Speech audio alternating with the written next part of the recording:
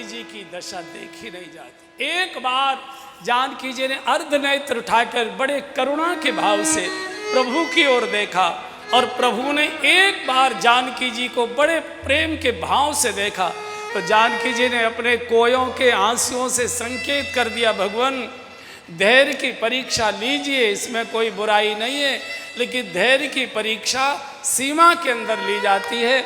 अगर धैर्य की परीक्षा सीमा के बाहर लोगे तो मेरा धैर्य टूट जाएगा, धरती की बेटी अंत में धरती में ही समा जाएगी, आपकी सारी लीला धरी की धरी रह जाएगी। भगवान भी समझ गए, का वर्षा जब कृषि सुखाने, खेती सूखने के बाद अगर वर्षा होती है तो क्या अंतर। और भगवान ने सोचा अगर जानकी जी विरह में प्राण छोड़ देंगी तो अवतार का हेतु ही कैसे पूरा होगा। उसी समय जानकी जी की ओर भगवान ने संकेत कर दिया, केवल जानकी जी बस एक क्षण का और धैर्य साधिए। और जैसे ही भगवान ने ताके हर को दंड, आंख भर कर भगवान शिव के धनुष को देखा, ताका, एकदम लक्ष्मण जी मंच पर खड़े हो गए, धरती पर पैर दबा दिया। विश्वामित्र जी बोले, लखन ये तुम क्या उठक बैठक करने लगे।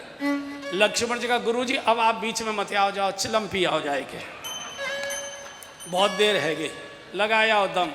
बोले तू, बोले मेरी ड्यूटी है, मुझे मेरा काम करने दीजिए, तेरी क्या जिम्मेदारी है, तेरी क्या ड्यूटी है।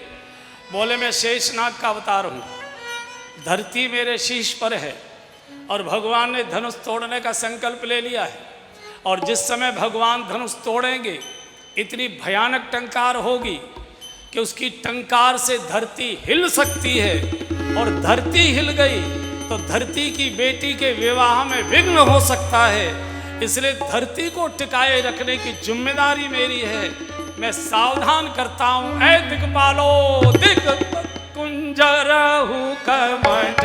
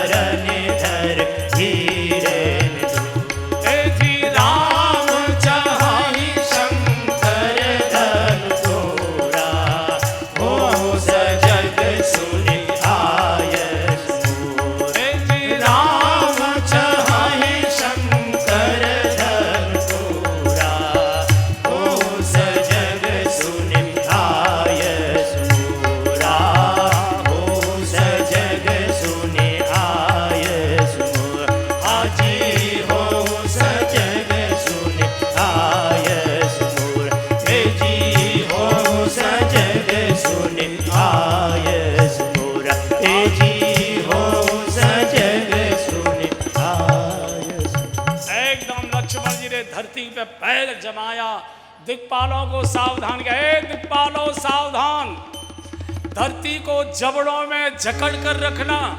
भगवान श्री राम धनुष तोड़ने वाले हैं, इतना ताकत से धरती को टिकाए रखना, क्योंकि इतनी बड़ी टंकार होगी धरती हिल सकती है, और धरती हिल गई तो धरती की बेटी के विवाह में विघ्न हो सकता है।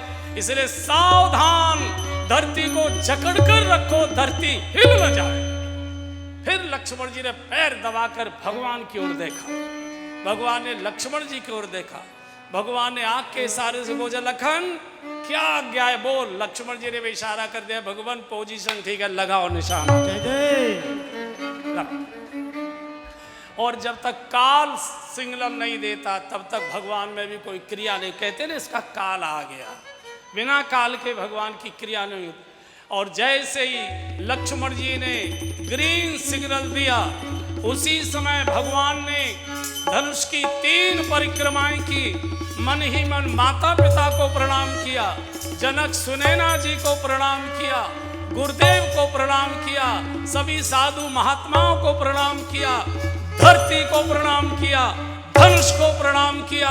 सब लोगों की श्वास थम गई, क्या होने वाला है। और जैसे ही भगवान ने धनुष को एक ओर से पकड़कर खींचा, इतनी जोर की चमक हुई कि कड़ कड़ कड़ कड़ तेई छन राम मध्य धनु तोरा भरे भुवन धनु घोर कठोरा तेई छन राम मध्य धनु तोरा भरे भुवन धनु घोर कठोरा रे भरे भुवन धनु घोर कठोरा रे भरे भुवन घोर कठोर रवि अवि भाज तजि मार्ग चले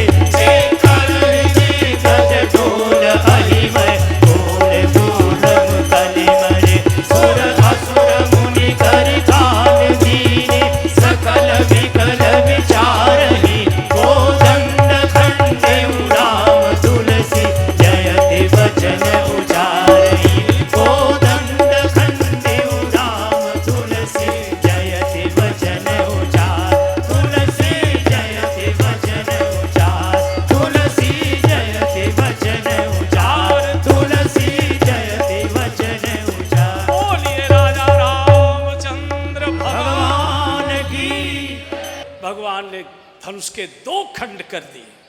बिल्कुल शांत चित्त प्रभु खड़े हैं। अरे लोगों के तो भाव के आंसू आ गए। सखियां जानकी जी को वरमाला के साथ बड़ी मनोहारी झांकी है। दर्शन करिए। धीरे धीरे धीरे धीरे ला रहे प्रभु ऐसे खड़े हैं। ऐसे देखो प्रभु कितने विनम्र हैं। इतना बड़ा काम किया और शीश झुकाए खड़े हैं। शीश झुकाए जानकी जी ऐसे माला लेकर, भगवान ऐसे। बहुत देर हो गई माला पहना रही तो नीचे से भगवान ने धीरे से कहा कि जानकी जी इतनी देर क्यों कर रहे हो, वरमाला धारण कराओ ना। तो जानकी जी ने भी धीरे से फुसफुसा दिया। बोले भगवान अब बड़ी जल्दी मच रही है, याद करो धनुष तोड़ने में कितनी देर की थी। ये तो बराबर का हिसाब किताब है, अगर आप जल्दी तोड़ देते तो मैं जल्दी वरमाला धारण करा देते। भगवान ने कहा जीवन भर हिसाबी किताब तो करना है, मैं आपके सामने सर झुकाकर खड़ा हूँ, आपको शोभा देता है क्या। जानकी जी ने कहा भगवान और झुका लीजिए। अरे तुम क्या कहती हो, ये मूढ़ राजा क्या कहेंगे। बोले मैंने मूढ़ों को ही समझाना चाहती हूँ कि जो धनुष को जरा भी हिला नहीं पाए वो अकड़ में खड़े हैं, और जिसने धनुष यूं ही तोड़ दिया वो कितना विनम्र है कि शीश झुकाए खड़ा है। महाराज नीचे की ओर और सिर झुकाइए, और दूसरे पत्नी के सामने पति सिर झुकाकर ही खड़ा हो, इसी से परिवार में शांति होती। और झुका लीजिए थोड़ा सा। और ये पद्धति वहीं से आई है। दुनिया में ऑफिस में इधर उधर कहीं भी अकड़ दिखाओ, घर में आओ एक सब्जी लाए कि नहीं, अरे ध्यान नहीं रहा, नीचे। घर में शांति रहे, शांति। कोई किसी संत ने बहुत अच्छा कहा है कि जानकी जी थोड़ी छोटी थी, उम्र का भी अंतर था, भगवान थोड़े लंबे थे। अब कितनी उचके और भगवान कितने झुके, बड़ी मुश्किल, हाथ जा नहीं रहा था। तो लक्ष्मण जी को बीच में देवर, देवर का मतलब ही है जो वर को देता है। पहले देवर और बीच में रखे जाते थे ना, पहले देवर को छोटे बच्चों को बीच में रखा जाता था। इनकी बात उनको कह देता था, इनकी बात उनको कह देता था, ऐसा होता। तो लक्ष्मण जी की ओर संकेत किया जानकी जी ने कि देवर जी आप सहायता करो। तो आंखों से पूछा मैं क्या कर सकता हूँ। बोले कि आप ऐसा करिए, मेरे पैरों के नीचे की धरती ऊंची कर दो। तुम हो लखन शेष अवतारा, तुमरे शीश भूमि कर भारा, मैं ऊपर तन दे उठाई, तो मैं जय माल सकऊं पहनाई। थोड़ी मेरी धरती ऊंची कर दो। लक्ष्मण जी का ये नहीं हो सकता है। क्यों। बोले मैं कोई विषमता तो पैदा करूंगा नहीं, एक और ऊंची कर दूं, चूंकि समस्या तो वैसी रहेगी। जितने उठे आपके हाथा उधर उतने ही ऊंचा है रघुनाथ, धरती तो बराबर उठेगी, लेवल तो वैसे ही रहेगा। तो विश्वामित्र जी ने देख लिया कि आंखों आंखों में ये दोनों कुछ बात कर रहे हैं। पूछा क्या बात हो रही। बोले माँ कहती है धरती ऊंची कर दो। अरे कर दे नहीं यार, इतनी देर हो गई, लोग तैयार बैठे हैं, पंडाल खुला है, पर्दा नहीं खुल रहा है दावत का भी, जल्दी से वरमाला हो तो लोग दौड़ कर जाएं उधर, भोजन करें। सब लोग तैयार बैठे, बैरे इंतजार कर रहे हैं, कुछ कर दे। बोले मैं ऊंचा नीचा नहीं। अरे ये बेकार का उपदेश मत कर, उपदेश करना हमारा काम है, कुछ भी कर। और जैसे ही कहा विश्वामित्र जी ने कुछ भी कर, वरमाला करा। तुरंत लक्ष्मण जी ने भगवान के सामने साष्टांग दंडवत कर दिया और जैसे ही भगवान लक्ष्मण जी को उठाने के लिए झुके, सीता जी को मौका मिल गया, सिय जय माल राम और मेरी सब गाने लगे। बड़े सजीले कृष्ण कन्हैया संग राधा प्यारी